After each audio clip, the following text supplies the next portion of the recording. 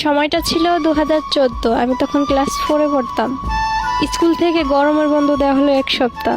তো আমি বাসায় যে আম্মুকে বললাম, আম্মু অনেকদিন মামা বাড়ি যাই না, গরমের বন্ধ দিছে স্কুলে, তো মামাদের বাড়িতে বেড়ে আসি। আম্মু বললো তোমার আব্বুকে বলো। আব্বুকে গিয়ে বললাম, আব্বু মামাদের বাড়ি বেড়াতে যাব, স্কুল বন্ধ দিছে। আব্বু বললো এখন বেড়াতে যাবি? যা তাহলে, বেশি দিন বেড়াস না, তাড়াতাড়ি চলে আসিস।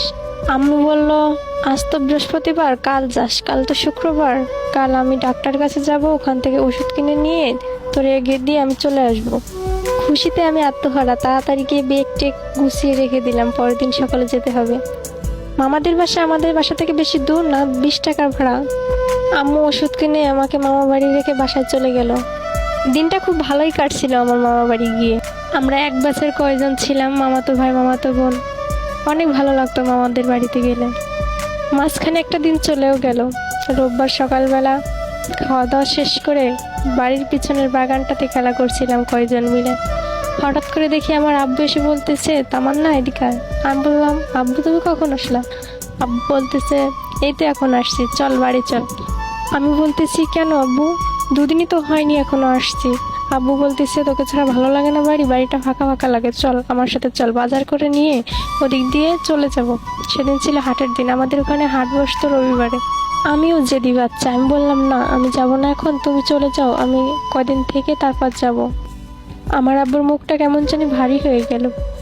20 টাকা হাতে দিয়ে বলল, আচ্ছা ঠিক আছে, কিছু কিনে খাস।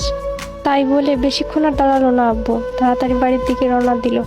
আমি একবার ভাবলাম আব্বুর কি হলো, হঠাৎ করে মন খারাপ করে আবার চলে গেল।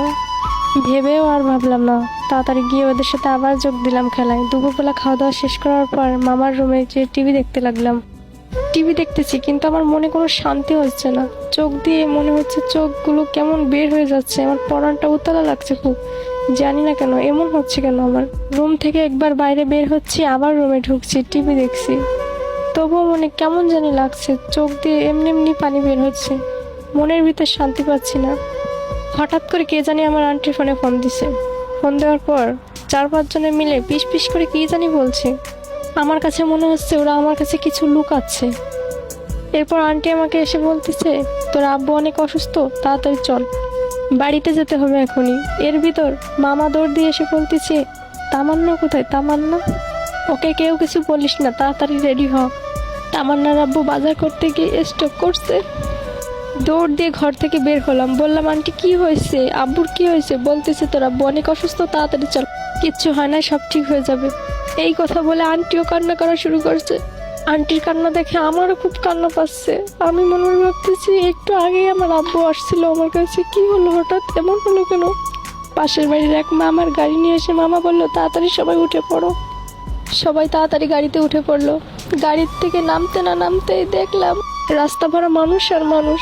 হঠাৎ করে আমার ভাই দৌড় দিয়ে এসে বললো, আমার না বোন, আমার এটা আমাদের সাথে কি হলো?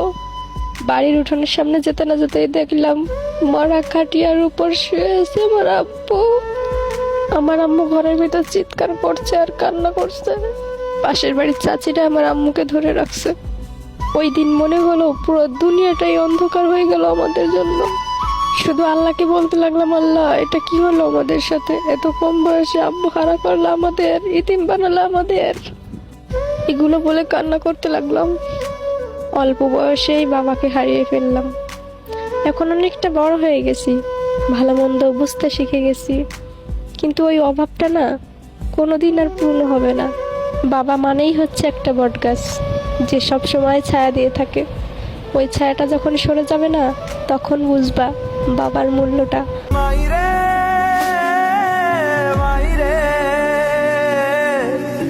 मुझसे ही रूठी मेरी परछाई।